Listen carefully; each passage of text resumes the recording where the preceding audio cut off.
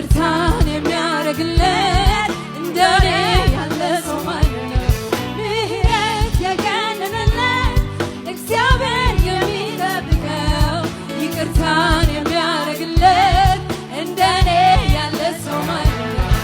አዲስ ነው ምሕረቱ ማለዳ ማለዳ ማለዳ ማለዳ ቁርሴ ነው ምሕረቱ ማለዳ ማለዳ ማለዳ ማለዳ ቁርሴ ነው ምሕረቱ ማለዳ ማለዳ ማለዳ ማለዳ የሚጣፍጥ እንቅልፍ በማታ የሚያጠግብ ምሕረት በጠዋት በዘመኔ ሁሉ ደስታ